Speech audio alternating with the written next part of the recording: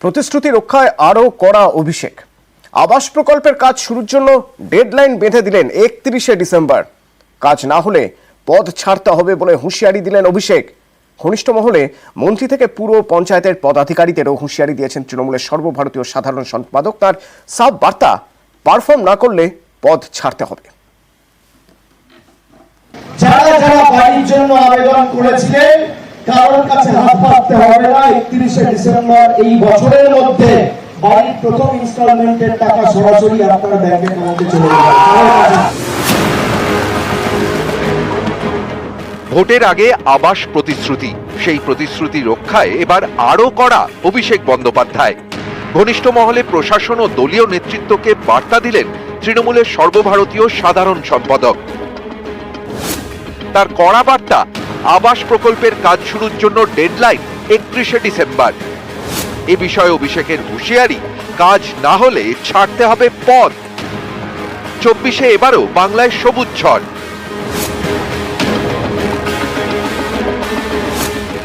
বাংলায় তৃণমূলের আসন 22 থেকে বেড়ে 29। কিন্তু তৃণমূল নেতৃত্ব চান এই ফলে কোনোভাবেই কেউ যেন আত্মতুষ্টিতে না ভোগেন। 24-এর ফল বিশ্লেষণ করে নেতৃত্ব দেখেছেন অনেক জায়গায় আরো ভালো ফল করতে পারত দল। নেতৃত্বকে চিন্তায় রেখেছে বেশ কিছু পুরো এলাকায় তৃণমূলের পিছিয়ে থাকা। এই পরিস্থিতিতে 24 থেকেই 26-এ নজর তৃণমূলের সর্বভারতীয় সাধারণ সম্পাদকের। ঘনিষ্ঠ মহলে শাসক দলের পদাধিকারী ও প্রশাসন সম্পর্কে বার্তা দিয়েছেন অভিষেক বন্দ্যোপাধ্যায়। মন্ত্রী থেকে পুরো পঞ্চায়েতের পদাধিকারীদের হুঁশিয়ারি দিয়েছেন তৃণমূলের সর্বভারতীয় সাধারণ সম্পাদক। তার কড়া বার্তা, পারফর্ম না করলে পদ ছাড়তে হবে। 26-এর আগে দল ও সরকারকে এমন কঠোর নীতি নেওয়ার প্রস্তাব অভিষেকের। নবজোয়ার কর্মসূচিতে দেওয়া প্রতিশ্রুতি পালনের দাবিও জানিয়েছেন তিনি। অভিষেকের বার্তা, স্বাস্থ্য, শিক্ষা, পানীয় জল ও রাস্তায় আরও কাজ করার প্রয়োজন রয়েছে। 24-এ লোকসভা ভোট, তার আগে 23-এ পঞ্চায়েত ভোট। সেই পঞ্চায়েত ভোটের আগে রাজ্য জুড়ে নবজোয়ার যাত্রা করেন অভিষেক। নবজোয়ার যাত্রার সময় স্বাস্থ্য, শিক্ষা, পানীয় জল ও রাস্তা নিয়ে জনগণের দাবি দেওয়া শোনেন অভিষেক। সেই নবজোয়ার যাত্রার প্রসঙ্গ বুধবার অভিষেক বন্দ্যোপাধ্যায় উল্লেখ করেন সোশ্যাল মিডিয়ায় করা তার একটি পোস্টেও। সেখানে তিনি লেখেন, গত বছর নবজোয়ার যাত্রার মাধ্যমে বাংলার মানুষের সঙ্গে নিবিড় যোগাযোগের সুযোগ হয়েছে। বিভিন্ন বিষয়ে মানুষের সঙ্গে কথা হয়েছে। আমাদের উপর আস্থা ও বিশ্বাস রাখার জন্য বাংলার জনগণকে অনেক ধন্যবাদ। এর সঙ্গেই চিকিৎসার জন্য সংগঠনের কাছ থেকে সাময়িক ছুটিতে যাওয়ার কথা জানিয়েছেন অভিষেক। লিখেছেন, চিকিৎসার প্রয়োজনে আমি সংগঠনের থেকে ছোট বিরতি নিচ্ছি। এই সময় আরো ভালো করে মানুষের চাহিদা বোঝার সুযোগ হবে। আমার বিশ্বাস রাজ্য সরকার দ্রুত মানুষের সমস্যার সমাধান করবে।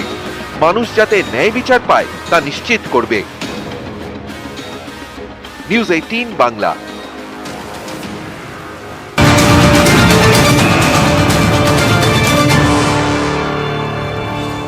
চার আসনের উপনির্বাচন, তার মধ্যে 4 আসনেই প্রার্থী ঘোষণা করে দিল তৃণমূল।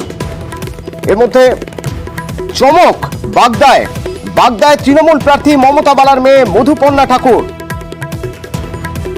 আমার সঙ্গে আবির রয়েছেন, আবিরের সঙ্গে একবার কথা বলবো। আবির, এটা প্রত্যাশিতই ছিল যে মানিকতলায় তৃণমূল প্রার্থী সুপ্তি পান্ডে হবেন এবং আগে থেকেই দলের তরফে জানানো হচ্ছিল বা বিভিন্ন সূত্র থেকে জানা যাচ্ছিল যে রায়গঞ্জ, রানাঘাট, বাগদা 3 জায়গাতেই যারা জিতে এসেছিলেন তাদেরই প্রার্থী করা হবে। সেক্ষেত্রে কৃষ্ণ কল্যাণী মুকুটমণি অধিকারী তো প্রার্থী হয়েছেন, কিন্তু বাগদায় বিশ্বজিৎ দাসের জায়গায় মমতা বালা ঠাকুরের মেয়ে মধুপর্ণা ঠাকুর কেন?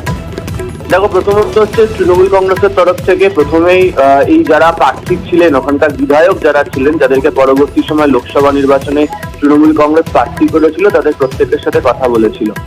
এরা প্রত্যেকেই বিজেপিতে ছিলেন, বিজেপি ছেড়ে তৃণমূল কংগ্রেসে আসেন, লোকসভা নির্বাচনে প্রার্থী হন তারা, এবং সেই কারণেই তাদেরকে পদ ছাড়তে হয়, যে কারণে এই উপনির্বাচনের ঘটনা ঘটছে।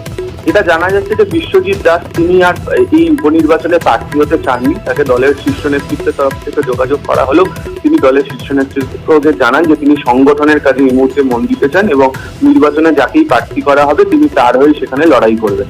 বাগদা বা ওই অংশের যদি তুমি যদি দেখো তাহলে দেখতে পাবে যে ঠাকুরবাড়ির একটা প্রভাব রয়েছে, মতুয়াদের মধ্যে নির্বাচনের ক্ষেত্রে একটা প্রভাব রয়েছে, এবং সে কারণেই হচ্ছে ঠাকুরবাড়ির মেয়ে মমতা বালা ঠাকুরের মেয়ে এখানে প্রার্থী করা হয়েছে। এবং কিছুদিন আগেই শান্তনু ঠাকুরের বিরুদ্ধে এবং শান্তনু ঠাকুরের ভাইয়ের বিরুদ্ধে তুমি জানো যে ঠাকুরবাড়িতে ধর্নাতেও বসেছিলেন মমতা বালা ঠাকুরের মেয়ে। ফলে মতুয়া সম্প্রদায়ের ভোট কাছে টানার একটি চেষ্টা অবশ্যই উপনির্বাচনের ক্ষেত্রে তৃণমূল কংগ্রেস করবে, এবং সে কারণেই হচ্ছে নতুন মুখকে নিয়ে আসা হয়েছে। এবং এই উপনির্বাচনের প্রার্থীর ক্ষেত্রে দেখতে পাওয়া যাচ্ছে যে 4 আসনের মধ্যে 2 আসনে মহিলা মুখকে প্রার্থী করা হয়েছে। ফলে মহিলাদের যে নির্বাচনে প্রতিদ্বন্দ্বিতার ক্ষেত্রে বা সংগঠনের ক্ষেত্রে যে বেশি করে জোর দেওয়া হবে বা হচ্ছে, সেটা ওই বিধানসভা উপনির্বাচনের প্রার্থী তালিকা থেকে স্পষ্ট। ধন্যবাদ আবির।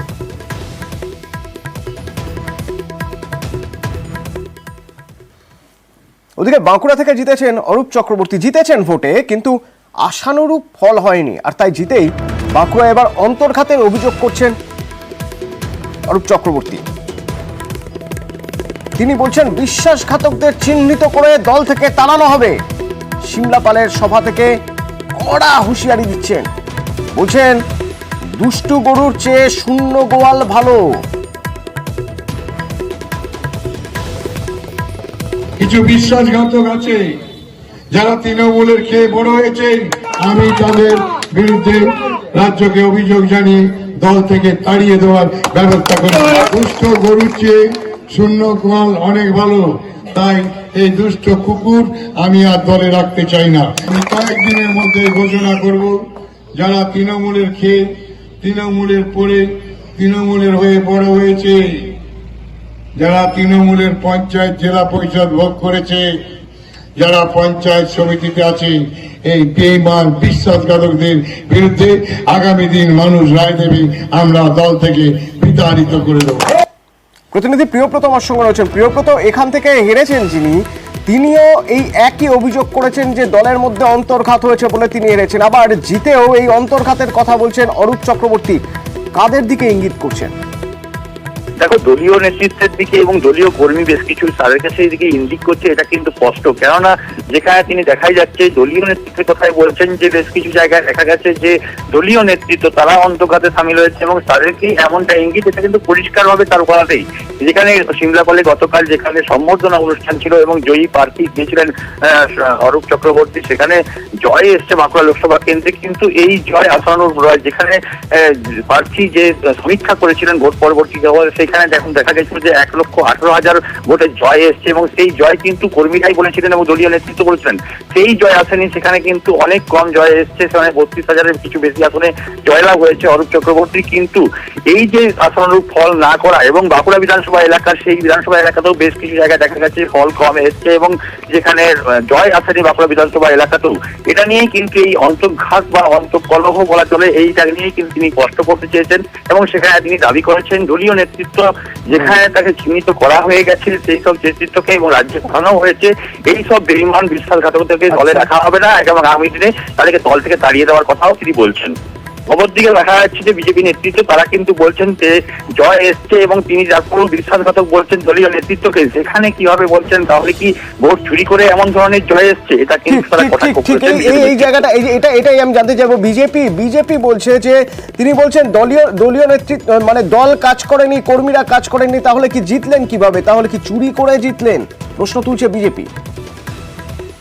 উনি নিজেই স্বীকার করছেন যে তার দলের লোকেরা তার হয়ে কাজ করেন না, তার মানে উনি কিভাবে তাহলে জিতলেন?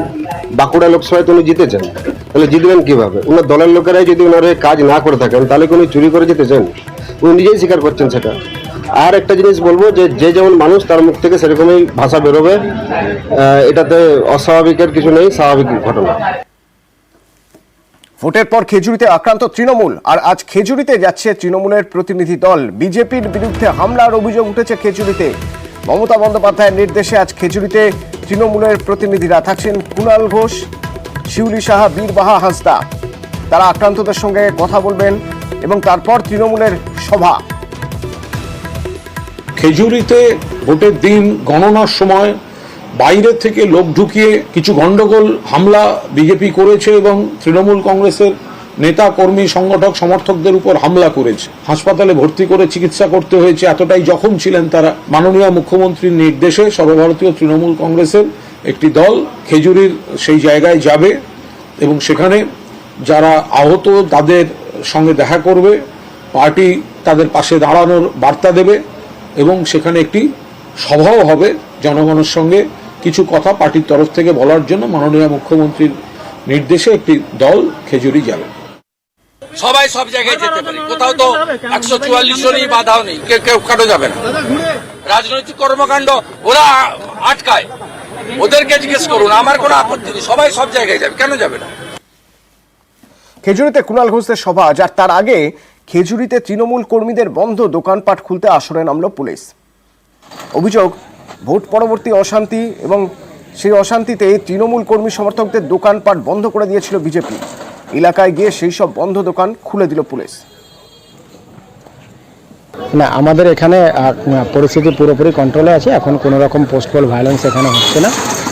আমরা সেই জন্য এলাকায় আমাদের সিএপিএফও আছে, আমাদের স্টেট পুলিশেরও ফোর্স সবসময় এখানে পিকেটিং করছে এবং এলাকায় পেট্রোলও দিচ্ছে এবং এখানে যাতে কোনো রকম আর কোনো অপ্রীতিকর ঘটনা না ঘটে আর সেটার জন্য আমরা সদা সতর্ক আছি। কারো কোনো প্রবলেম হলে আমরা খুব সুইফটলি সেখানে যাচ্ছি।